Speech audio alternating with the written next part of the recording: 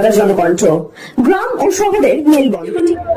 গতকাল দেখলাম ভাঙড় বিধানসভার বামুনিয়া গ্রামে এক আটাল মালিক করে মারা গেলেন, গরু বিক্রি হয় না বলে। বিষয় কি বলবেন? শুভেন্দু অধিকারী মহাশয় বিজেপি মুসলমানদেরকে টাইট দিতে চাইছে, কিন্তু ব্যাপারটা হচ্ছে মুসলিমদেরকে টাইট দিতে গিয়ে হিন্দু ভাইরাও আজকে ক্ষতিগ্রস্ত হচ্ছে। আমরা যতটুকু জানি, যে গরুগুলো আসে জবা করার জন্য, বলির জন্য, কুরবানির জন্য, বেশি অংশ আসে উড়িষ্যা, বাঁকুড়া, ঝাড়গ্রাম এদিক থেকে।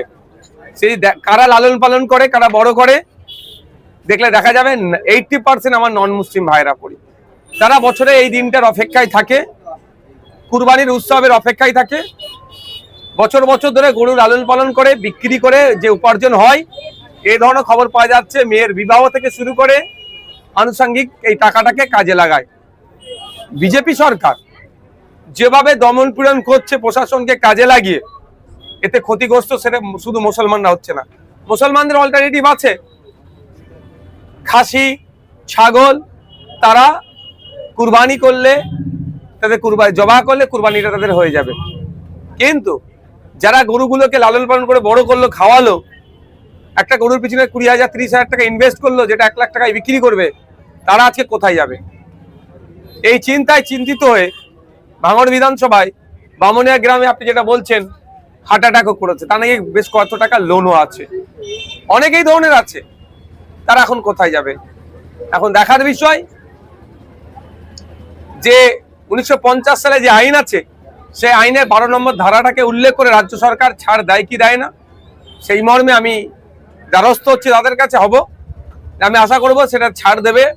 মানুষের রুজি রুটি এখানে যুক্ত হয়ে আছে। প্রায় 2 থেকে 250 কোটি টাকার একটা আরো উপরে হবে একটা বিজনেস, যার 70% কিন্তু কন্ট্রোল করতো আমার হিন্দু সমাজের ভাইরা। আচ্ছা, তারা এখানে আক্রান্ত হচ্ছে, তারা ব্যবসায়িকভাবে লসে রান করছে। চিকিৎসার কথা ভাবছেন? আজই চলে আসুন শীর্ষ general and eye care hospital. 40 বছর মানুষের সেবায় নিয়োজিত সুচিকিৎসার বিশ্বস্ত প্রতিষ্ঠান। কলকাতার অভিজ্ঞ ডাক্তার দ্বারা অপারেশন ও চিকিৎসা করা হয়। কাঠালিয়া, ভাঙড়, কাশীপুর, দক্ষিণ 24 পরগনা।